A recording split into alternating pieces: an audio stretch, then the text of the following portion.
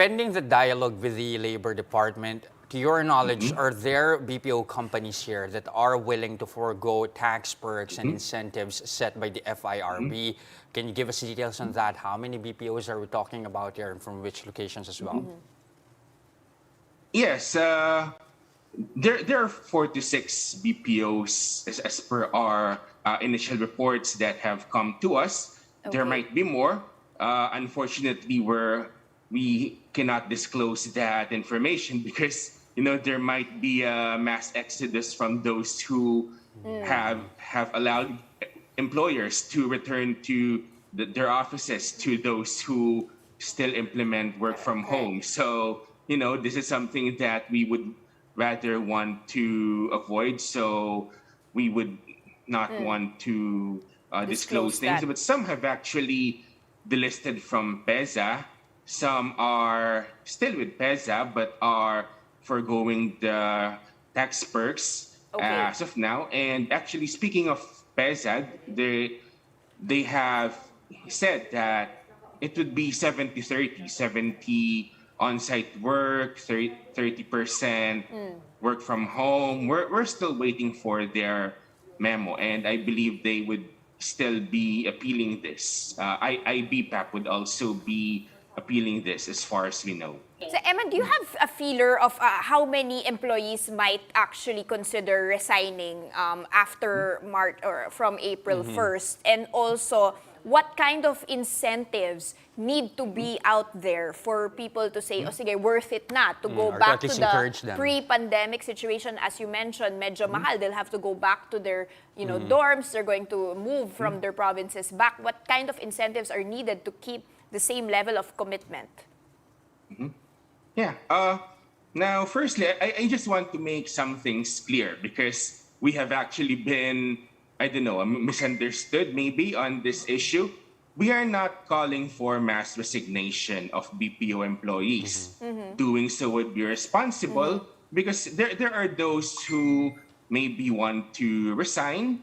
There are those who are inconvenienced by this return to office order but cannot resign because they need a Correct, job, of they need the course. money. So yeah, we're not calling for our colleagues to resign. What we're doing here is we're reporting that I believe during the press conference that we had, we cited numbers from an online poll that we initially held during the early stages of our group.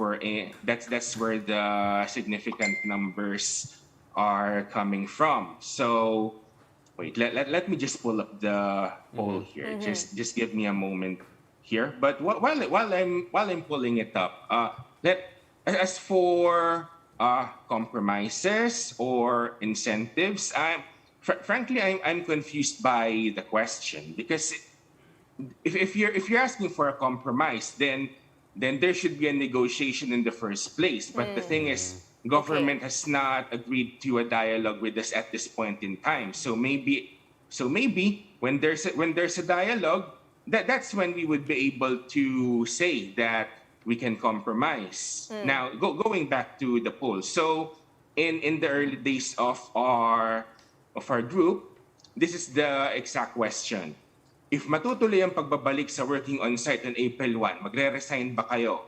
Yes, 155 votes. Undecided, 115 votes. No, 37 votes. Oh, now, wow. Of course, this is not a scientific survey. So, Yes. I mean, this is not something we can Correct. afford. But this is pretty much a clear percentage of the group sentiments, of BPO employee sentiments. And again, going back to in incentives or compromises, as one of my colleagues, I believe, told you in a statement that the incentive that we're asking for is the continuation of the hybrid work proposal, because we have proven that it works. So why not continue it? Why not, for those who want to stay in a work from home environment, why not allow them to continue that? We have a law for that, RA 11165, Telecommuting Act. So the government is actually